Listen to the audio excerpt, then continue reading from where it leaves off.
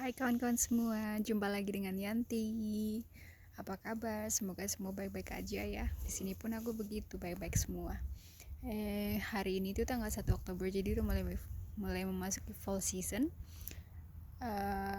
Di fall season ini daun tuh udah mulai menguning, cuaca udah mulai mendingin. Apalagi ya, pokoknya seru deh. My favorite season. Lihat.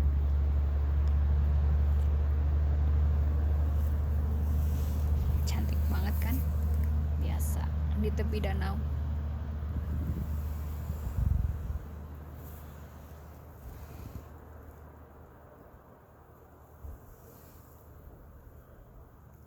Sepi, cuma aku di sini.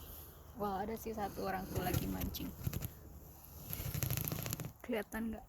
Jauh di deck sebelah sana. Anyway, semoga kawan-kawan semua baik-baik semua. Di masa pandemik ini memang efek ke semua orang. Di sini pun begitu, bisnis juga sepi. Tapi alhamdulillah aku masih punya pekerjaan. Mau cerita sedikit kawan-kawan. Mungkin di sini aku pengen cerita pengalaman aku sendiri ya. Jadi kenapa sih harus ke Kanada? Awalnya sih nggak ada niat sama sekali untuk ke Kanada, cuman karena aku tuh menikah dengan orang yang tidak sebangsa, tidak setanah air, bukan orang Indonesia. Jadi waktu itu kita decide mau tinggal di mana, mau di negaraku di Indonesia atau mau di negaranya dia. Anyway, jadi kita decide yuk kita ke tengah aja. Jadi dengan demikian akhirnya kita memutuskan untuk migrate ke Kanada. Migrate ke Kanada itu jujur sangat sulit dan perlu biaya yang banyak. Kalau boleh jujur, mendingan biaya itu, kalau nggak terlanjur sih ya, mendingan biaya itu dimulai untuk modal usaha atau apa di negara sendiri. Bukannya menyesal sih, cuman kalau ke Kanada itu harus siap mentalnya benar-benar harus kuat, karena di sini tuh jauh dari keluarga, terutama kedua. Mungkin karena aku tinggal di di kota yang kecil di Alberta, jadi akses kemana-mana pun agak-agak susah, terutama adalah makanan untuk sehari-hari. Jadi bahan-bahan yang biasa kita makan di Indonesia itu sangat sulit untuk ditemukan di sini. Mungkin karena kita udah biasa makan nasi kali ya, jadi kalau ada tempe, tahu atau apa gitu kan enak kalau kita makan. Cuman di sini tuh namanya tempe itu tempatku tuh sama sekali nggak ada. Jujur aja kayaknya agak-agak sedih gimana gitu. Kadang-kadang aku tuh sampai ngorder dari Vancouver, ada yang suka jualan keripik tempe atau apa, jadi aku tuh suka ngorder online walaupun mahal, namanya juga kangen kan ya, nggak apa-apa. Itu satu. Yang kedua adalah homesick, kangen rumah, kangen saudara, kangen semuanya.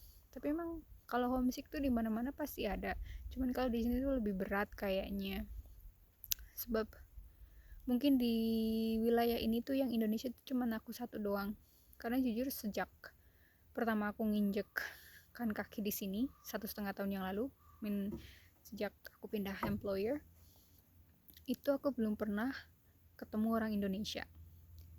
Ada tuh di tempat yang satu yang dulu pernah ketemu di Edmonton, but itu pun di airport, nggak sengaja, kebetulan. Kedua pernah ketemu juga di Edmonton juga pas lagi belanja bulanan, itu di supermarket, what is that called, Chinese supermarket di West Edmonton Mall.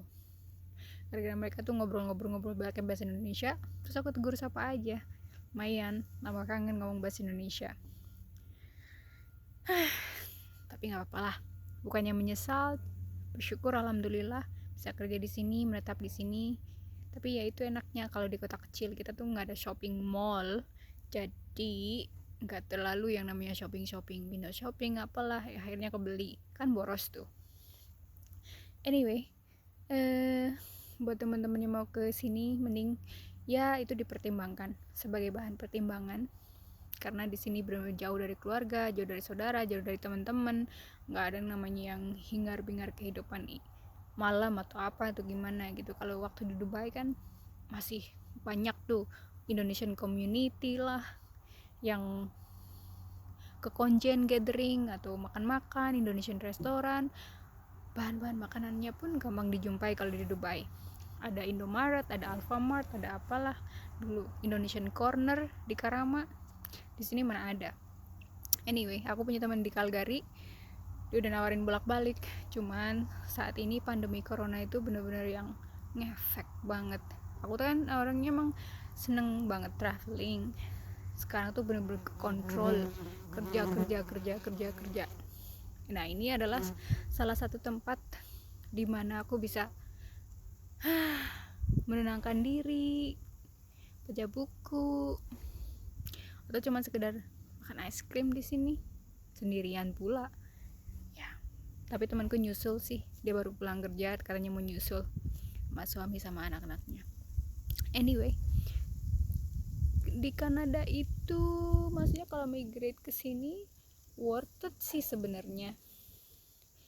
Jadi dulu aku kan pakai agent, kalau dihitung-hitung sih berapa uang yang kita keluarkan itu akan kembali dalam ya kurang lebih 1 tahun, karena gaji di sini tuh lumayan, nggak banyak banget dibanding di Dubai dulu. Cuman ya dihitung-hitung sih mungkin karena aku tuh kebetulan alhamdulillah aku tuh nggak perlu bayar akomodasi di tempat kerjaku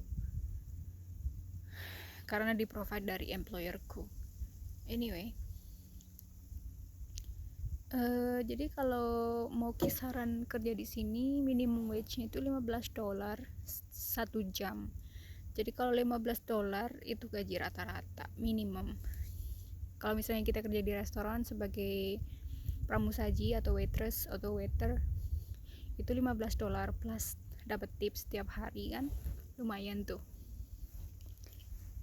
Jadi 8 jam minimum kerja kita, ya kadang-kadang 6 jam. Cuman kalau kita sebagai foreign worker kita kan terikat kontrak ya, itu kerja minimum 8 jam kali 5 dalam seminggu, 5 hari.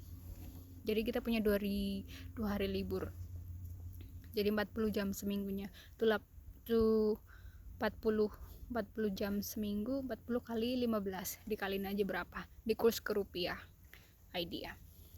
Kalau kita kerja sebagai koki atau juru masak itu gajinya minimum $17-18. Cuman kalau di government itu start dengan $24 per jamnya. Apalagi kalau kita kerja sampai yang di penjara ya, bagian masak di penjara itu gajinya bisa sampai $37 1 jam. Jadi 37 kali 12. Itu biasanya shift-shiftannya agak-agak horor. Jadi kerja tuh 12 jam sehari. 12 jam sehari tergantung sih kita kontraknya kayak gimana. Cuman kalau kerja di penjara itu lumayan, gajinya lumayan banyak. Atau kita kerja di government minimum $24 1 jam. Kalau clerk di bank, accountant, atau di office staff administration itu biasanya ya 16-17, nggak terlalu beda. Kalau restoran manager itu start dengan $18, $17-18 1 jamnya, nggak terlalu beda dengan waiter. Cuman bedanya gitu, tanggung jawabnya lebih banyak, pusing. Mendingan jadi staff biasa, gaji lumayan, dapat tips, nggak puyeng. Ya gitulah kira-kira. Apalagi ya, mungkin kalau di kelebihan di kota besar atau di kota kecil, no, I'll not talk about this. Anyway, kalau di sini nggak enaknya itu jarang banget ngomong bahasa Indonesia kecuali kita nelpon keluarga kita sendiri. Jujur, sekarang aku lebih fasih ngomong bahasa ngapak yang bahasa ibu, karena aku kan dari Banyumas, Purwokerto. Jadi bahasa dialeknya lebih kental, lebih lancar daripada aku harus ngomong bahasa Indonesia. Karena benar-benar di sini yang nggak ada orang, teman-teman yang bisa diajak ngobrol bahasa Indonesia, kecuali kita telepon temen kita atau gimana, itu pun jarang karena waktu kan opposite side. Jadi kita tertinggal dari waktu Jakarta itu 14 jam kalau nggak salah. Jadi di sini malam, di sana siang, di sana siang, di sini malam. Jadi ya gitulah. Anyway, sekarang udah lumayan, sebab kalau ngomong sama keluarga juga kadang-kadang ngomongnya bahasa Indonesia, jadi lumayan lah. Jadi itulah suka dukanya tinggal di kota kecil di Alberta. Tapi indah banget. Aku tuh jujur suka di sini. Sepi. Mungkin karena aku udah nggak suka dengan keramaian kali ya. Sepi, nyaman, tenang. Ya gitu deh. Oke deh kawan-kawan semua, semoga bermanfaat. See you next time.